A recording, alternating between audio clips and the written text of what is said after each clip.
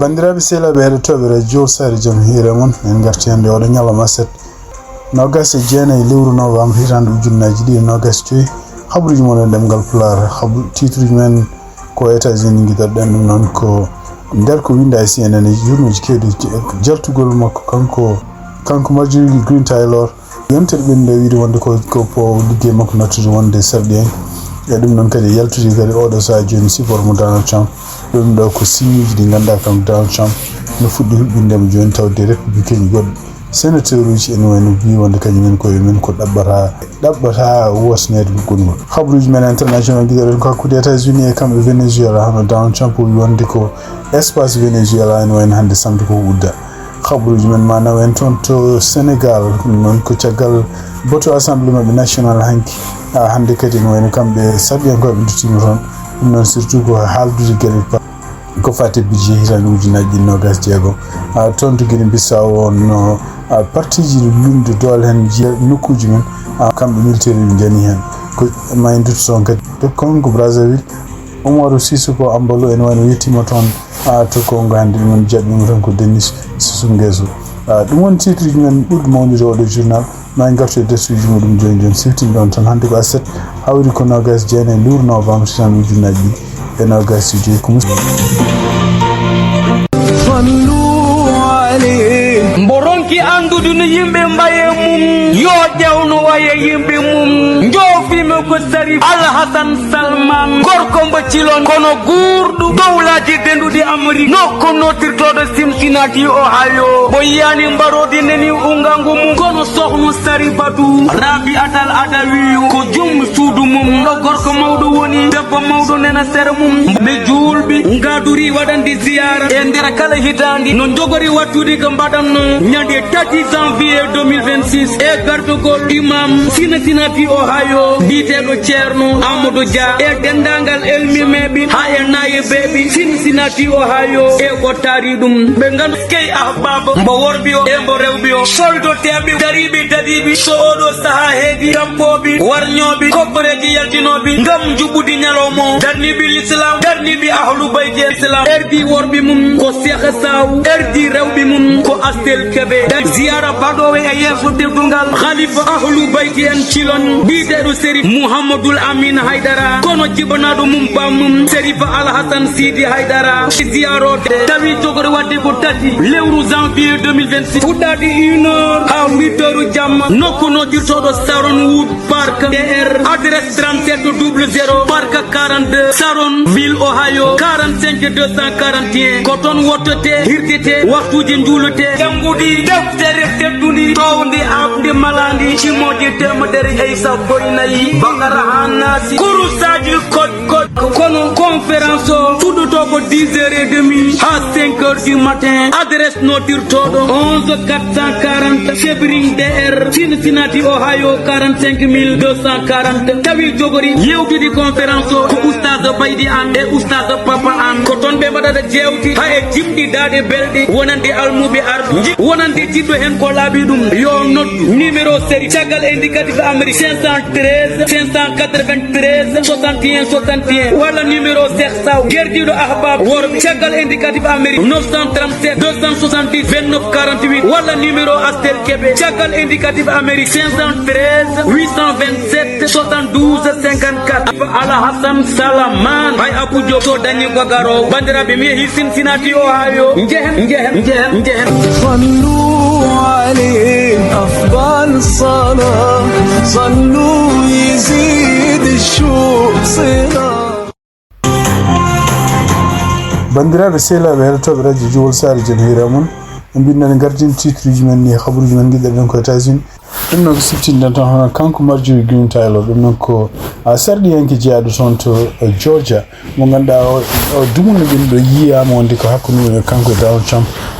fuɗɗima ñaadde ɗum o yaltini kan yontere ɓennude o wi wonde ko ene wayno ko à partir du 1er janvier kanko hoore makko nattata wonde sarɗiyanke pour wonde Georgia ɗum noon ko siftinde on kanko hoore makko kadi o yinno ko nattude wonde député wonta sénatrice ɗum noon toon to Georgia kono ene wayno Donald Trump sibabude luuri garɗe hakkude maɓɓe ɓe ko sakkiti ko hen luuri ɗe kadi ne jeeya hen ana kanko Marjorie Green Taylor yaltinde dande makko wiide wonde ko ala sago ɓeɗo rewɓe ɓe ganduɗa en leptanoɓe temps siba bunde kanko Jeffrey Epstein ala sago Jeffrey Epstein kala ko fati mum yaltine kanko Marjorie Green Taylor kadi shutdown ɓenɗo kan hoore makko haali no wi wonde ko parti républicain kañum woni koɗɗo felede kamɓe gardi cuuɗi ɗi gondi toon to congrès ko kamɓe gardi kadi leydi ndi donc so tawi ɓe belsinima ha ko laamu no udde bafe mum ɗum ko hunde nde fotani wonde ko ɗum waɗi kanko Donald Trump o fuɗɗi huccinde Marjorie Green Taylor konguɗi mettuɗi ɗum kadi o wi wonde kanko Donald Trump o hayti supportude Marjorie Green Taylor pour so tawi ni yinno wonde sénatrice toon to Georgia kono ma o ƴefti naddugoɓe républicain pour wawa kañum hoore mum hadde makkanko Marjorie Green Taylor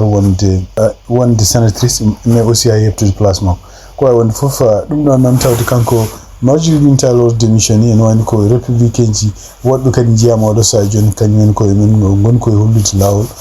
pour wiide hitande aroore nde kañumen koye men jogorani ɗaɓɓude pour artude wonde sarɗiyankoɓe en wayni ko ene yiyama kadi hande hono sarɗiyankoto jeeya toon to Texas ɗum noon kadi ko sehil Donald Trump to fewi ko supporteur mum fewi kañum ɓo ɗum o wi wonde ko en wayni ko hitande ujunnaji ɗiɗi e nogas jeegom kañum hoore mum namdota ko pour artude kadi pour ɗaɓɓide wonde sarɗiyanke donc jiiɗa ɗum kadi on gandi ko adi ɗum ɗon kadi tugna hande CNN en wayno kadi ko won neɗɗo goto kadi républicain ko sehil Donald Trump kadi ko supporteur mum jeeya toon to Tennessee kanko pireɗo Mark Green jeeya toon to Tennessee en wayno o pinno liggey makko pour wadde faade secteur privé toon to Tennessee ene wayno ko ñande 2 lewru décembre on kamɓe démocrate e kamɓe républicain kamɓe foɗodiri hon ndeɗo jonde nde kanko Mark Green joguino noon ko démission pour faade toon secteur privé donc oɗo sa joni en wayno ko candidat républicain biyeteɗo Matt Van Epps o foɗodirti koye démocrate biyeteɗo Aftin Behem donc tugnade sondage uji yani wayno ko kamɓe démocrate en ɗamini heftude oɗo place no ɓe keftirno toon to New Jersey e toon to Virginia ni haɓruji men États-Unis hande ɗum noon ko caggal nde kamɓe gouvernement mo Donald Trump nde ɓe kaali mbi wonde ko en wayni ko surtout e konngol makko kanko gardiɗo FBI nde ɓe haali mbi wonde ko oɗo e Afghanistan najo pelluɗo toon to gardoji toon to Virginia ɗum noon ko ñande talata ɓennuɗo nde wonde ene wani kañum hoore mum ko siba bunde gouvernement mo kanko ancien président Joe Biden par ce que ɓe ƴeewani kayitaji makko ene wayno ko yitama caggal muɗum non seulement ko kanko liggotono koye CIA ene wayno ko kanko hoore makko kayitaji makko pour nadde États-Unis koye laamu makko kanko président Donald Trump ɗum noon ko wawi wonde fof ene wayno oɗo sa joni ɓen continue ha hande wiide wonde ko kala kayitaji ɗi ganduɗa parɗe leyɗele kewɗe surtout leyɗele ɗe ganduɗa en taw ko en mbaɗa e ngolɗo doggo sappo e jeenayi leydi ene wayno oɗo sa joni kala kowoni kayitaji muɗum ɓe goni koye ruttinade pour yimɓe wonɓe ɗo e leydi he joguiɓe kayitaji déjà résidence pour ƴewtade heftude ɗiɗon kayitaji haɓruji men États-Unis hande tugnade kadi rapport gummiɗo toon to FDA noon ko fedde laamu toppitinde ko fate kisal kala ko fate ñamde ko fate gueɗe cafrirteɗe ene wayno ɓe mbayino yaltinde rapport e nder website maɓe rapport o kadi e wiide kanko directeur FDA teɗo Vinay Prasad ene wayno o wi wonde ko ene wayno ko sibabunde covid vaccination mom wari ken wona yimɓe sukaɓe sappo e wiide maɓɓe kadi ɗum ɗo kadi ko hunde nde ganduɗa waɗino hakkude hitande ujunnaji ɗiɗi nogas goye hitande ujunnaji ɗiɗi nogas nayyi ɗum noon e caggal nde oɗon rapport yalti hono yimɓe ganduɗa joguiɓe karallagal ko fate safara mbawi ƴewtade rapport o mbi wonde ene wayno ko oɗo en kanko directeur FDA o yaltino oɗo rapport koye website goto biyeteɗo virus oɗon website noon ene wayno ko kañum hoore mum ko yimɓe kala neɗɗo mo ganduɗa en belaɗo tawta kay aɗa jogui compte oɗon website aɗa wawi postude toon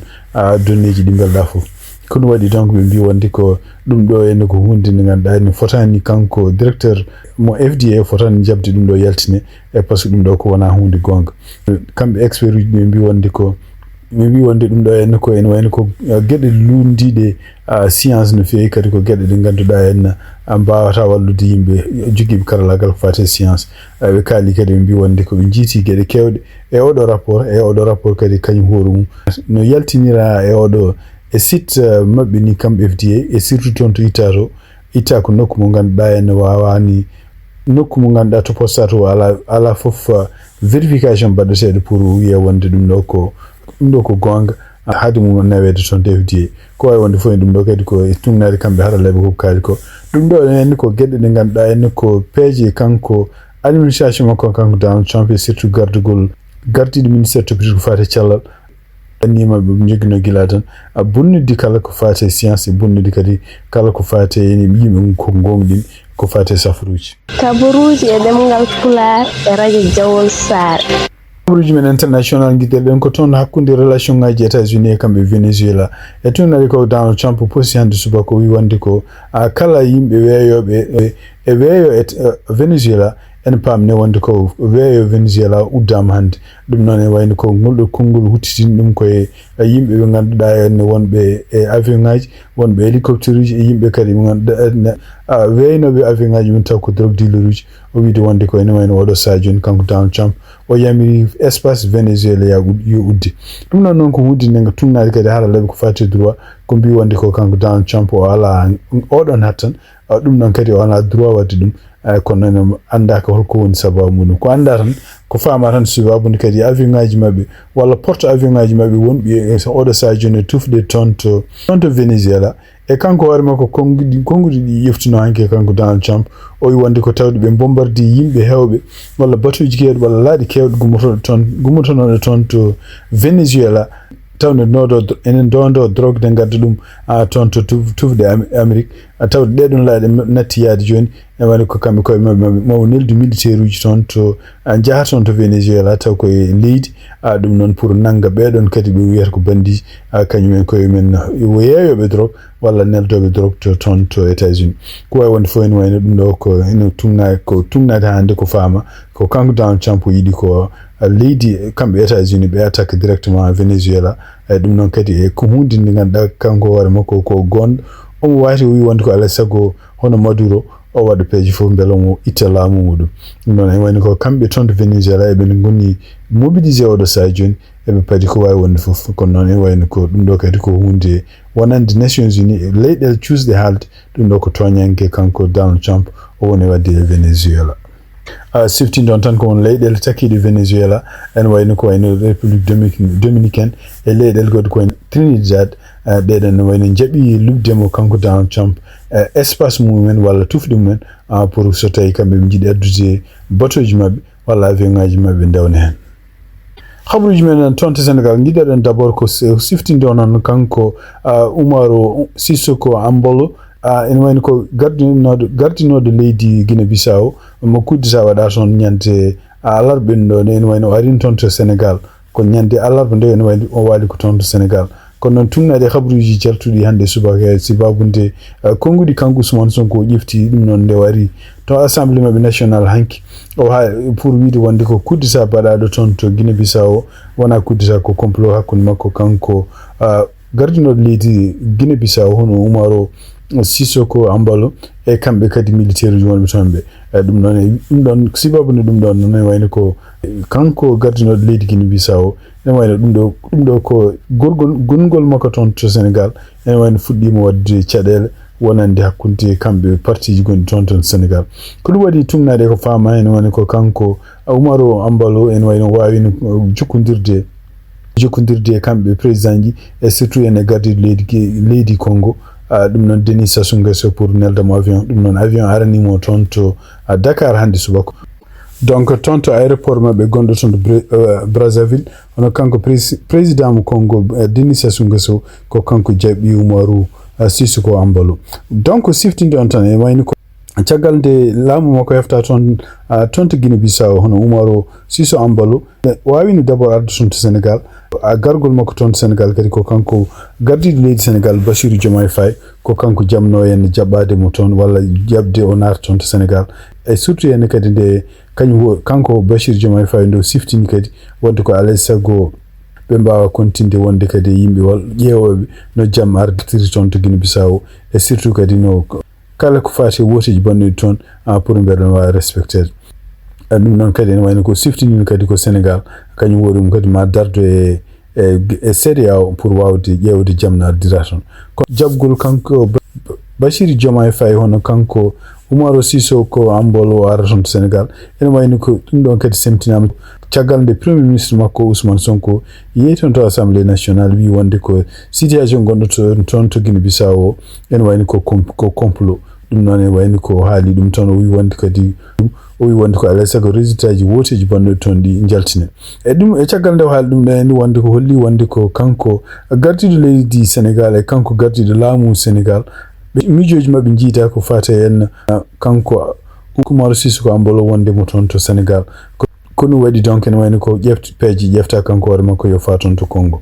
toon to Sénégal kadi ne wayni ko haysindo ñalluno hanki ko heɗade kanko Ousmane Sonko premier ministre mo leydi Sénégal omo jaabo won namde won surtout wonande won député ji won haysindo député ji lunde ko ɓuuri hen hewde kañumen garani en wayni ko haaluji kewɗi kaalamen kono hannde kadi ñalawma en wayni ko kamɓe député ji ɗi kadi ɓe garti henne surtout henne e débat ɗum noon ko hakkude maɓɓe ministre uji won ministre uji won surtout ɓurɓe tampinede hannde koko fate ministre uji toppiɗiɗi ko fate ngaalu finance budget e surtout henne ko fate oɗo dette caché kaliseɗo ɗum noon en wayni koye konngol makko kanko Aissata Tall Sall o namdima surtout Cheikh Diba kañum woni ministre toppiɗiɗi ko fate budget holno ko mbiyata ñamale holno cuudirte holno ɗum wayata donc en wayni ko kadi député ji kewɗi kañumen koyemen namdima ɗeɗon gueɗe donc en wayni ko kanko Cheikh Diba e kanko ministre uji kewɗi ko fate finance e budget en wayni ko oɗo saji ɗum mbi wonde ko tawde leydi Sénégal woni ko yobde ñamale ɗe tawnoɗe fof e ñamale kadi ƴeftuno ɗum noon en wayni ko hankkadi kala ko fate ngol ñamale cuuɗade fotani hankkadi haalede ko way wonde fof en wayni ko député ji goɗɗi kadi en wayni ko kanko Mamadou Diaw ɗum noon ko maire mo toon to Matam e kanko waali makko haali kadi wi wonde ko oɗo saji joni ɓe congé ɓe goni koye yaade mission ngaji soɓe garti ɓe jiiɗi ko yoɓede ɓe jiiɗi ko non seulement rokkede autoji mabɓe soɓe jogui autoji soto walla soɓe dokkaka autoji kam ɓe jooɓe kam ko wiyete per diem frais de mission ngaji e ɗum ɗon kadi o haali wi wonde tawde kamɓe kam ɓe dokketake avion ngaji privé pour yaade mission ngaji mabɓe ɗum noon noon en wayni ko ɓe duttitani ko Ousmane Sonko avion privé mo ƴeftuno yaade toon to Abu Dhabi député goɗɗo kadi kanko député goɗɗo kadi o haali o wi wonde ko omo siftore laamu ancien président Macky Sall wonde avion présidentiel paani ɗon en wayni ko Macky Sall kañum hoore ɗum ƴefti ko avion Air France pour yaade mission ngaji muɗum toon to France ɗum ɗo fof ko ruttitanade yennude walla riwtude kan gueɗe Ousmane Sonko ɗo waɗi ƴeftude avion privé yaade mission toon to Dubai toon to Sénégal hannde ne wayni ko kamɓe laamu ngu oɗo sa joni woni ko caɗele mawɗe surtout henne ko fayre sibabu nde cellal kanko joom suudu kanko Madiambal Diagne ɗum noon siftini ɗon nawanode gila hanki jamma nawanoɗum toon to hôpital principal caggal nde rafi muɗum ɓeydi wonde grave ko wawi wonde fof en woni oɗo sa joni ko kamɓe laamu ngu e kamɓe kadi ardiɓe ko fate ɗiɗo kasuji oɗo sa joni goni ko caɗele holno ɓe jaborto so tawi woodi ko kewe makko kanko oɗo debbo siftini ɗon tan ko nangaɗo ɗo guila mois de septembre caggal nde joom galle makko yehi toon fayi toon to France e kadi en wayni ko joom galle makko kadi ɓe goni koye ƴeewde peeje fof pour beele Madiambal Diagne en artire toon Sénégal kono noon en wayni ko cour d'appel gonɗo toon to Versailles salima heɗade ko fate kaɗon haal en wayno oɗo sa joni ɗaɓɓi ko wonde ko kamɓe gouvernement Sénégal walla la justice Sénégal yomi dokku ɗum gueɗe leerɗe ko fate holko woni sababu kanko Madiambal Diagne omo tuuma omo waɗi gueɗe ɗe moƴƴani ha ken artiramo toon to Sénégal toon to Afrique du Sud tugnade kadi ko yalti hannde hono ɓi ancien président Afrique du Sud hono Jacob Zuma en wayno o démissionné hannde liggey makko ɗum noon en wayno ko ɗum ɗo fukoti kandi yalti wonde ko kamɓe Ukraine ɓe mbi wonde ko ene waɗi e yimɓe haɓɓeteɓe toon walloɓe toon kamɓe Russie naɓe ɓe jii hen ken won ujunere temedde nogas jeegom taw ko yimɓe Afrique naaɓe ummiɓe leyɗele 36 leyɗele Afrique kañumen fof taw ko walloɓe Russie pour ko haare contre mabɓe kamɓe Ukraine ɗum noon kadi tunnade kadi ko yalti wono kanko oɗo debbo mo ganduɗa ko kanko biyeteɗo Ngosinetine Leko ɗum noon ko kanko ko ɓi président ancien président Jacob Zuma e ɗum noon kañum hoore mum ne wayni ko gandaɗo kañum hoore mum ko sehil Kremlin no fewi galde inde makko yiita wonde on woni waɗɓe négociation ngaji yimɓe Sud Afrique naaɓe ne wayno ko bindita pour jaade yantoyde armée Russie ene wayno ko kanko oɗo député ɓi ancien président mo Afrique du Sud Jacob Zuma ene wayno démissionné pour wonde démissionné dumjine liggéey makko wonde serdiyanke ɗum ɗon wayno ko idi haalde ka ɗon haala fof surtout ko min ko idi haaltude haala makko kono wayno oɗo sa joni yitama wonde ko kanko walla oɗo parlementaire omo jeeya kadi e yimɓe waɗɓe négocier ha ken wona sappo e jeeɗiɗi neɗɗo Afrique du Sud naji en wayno Afrique du Sud naji annelda toon to Russie ɗum no fof nane tugnade hande e enquête mo kamɓe journal Le Parisien waɗi ɓe mbi wonde ɗum ɗo fof ko kanko Cyril Ramaphosa en wayno tinani ɗeɗon guel toon to France e tugnade kadi ko yalti hono kanko gardiɗo leydi Côte d'Ivoire hono kanko Alassane Ouattara e wayno gonɗo jillu muɗum toon to France o wawi joddade e Macky Sall hande toon to France ɗum noon kadi jonde mabɓe juuti no fewi kadi ɓe mbawi haldude kadi kewɗe siftinta noon oɗo sa joni ko kamɓe Côte d'Ivoire ko kamɓe ɓuri jottodirde oɗo sa joni e Sénégal pour wallude ɗum e surtout caɗele Sénégal ɗo wondi ko fate ngal oɗo sa joni anda ko noon so tawi kanko Alassane Ouattara jonde makko kanko hakkude makko e Macky Sall haala caɗele gonɗe oɗo sa joni toon to Sénégal kono enen tuma wonde ko kanko Alassane Ouattara ko ɓuri hewde haalde wonde ko wawde hawritinde hono kanko gardiɗo leydi Sénégal hono Bachir Diomaye Faye e kanko kadi gardinoɗo leydi Sénégal hono Macky Sall ɗum noon e wayno ko ɗum ɗo fof kadi ari kadi ko caggal nde kanko Macky Sall avocat ji makko ne continue hande e yantodirde avocat ji goɗɗi gondi toon Sénégal e surtout hammirde e Fonds monétaire international pour enen jaltina gueɗe rapport aji ɗi keeɓi kañum koye men e ɗiɗon rapport aji ɓe kalini hen ɓe mbi wonde ko Sénégal ɓe tawi toon dette caché ko way wonde fof ɗum ɗo fof ko sibabude ɓe donki hebde ko ɓe namdino e ummade toon to Sénégal surtout gueɗe tati rapport aji ɗi ganduɗa hen rapport ko inspection générale o goɗɗo rapport o kadi ko cour de compte o goɗɗo rapport o kadi ko fedde toppitide ngal ɗum wiyeten Mozart kañum rapport mum wonno ko way wonde fof ene wayno ko ɗeɗo ñamale cuuɗaɗe ko caɗele wontani oɗo sa joni Sénégal taw won hen yimɓe ne mbiye ɓe kanino ɓe kalani ɗum ɗon kala ko ɓe ñagotono FMI oɗo sa joni pour yolluɓe e kala ko ɓe kaldano FMI so oɗo sa joni koko darti non seulement ɗum nene wullene haale kono noon e wayno kadi FMI wonko ha hande wonko heɓani ko laaɓi ummade toon Sénégal bandiraɓe sehlaɓe heɗotoɓe radio Jowol Sare habruji min jogan noon hande ɗemgal Pulaar e oɗo ñalawma aset nogas jeenayi lewru novembre hitande ujunnaji ɗiɗi nogas joyi gasi ha laaɓi yen mbaali jaam on jarama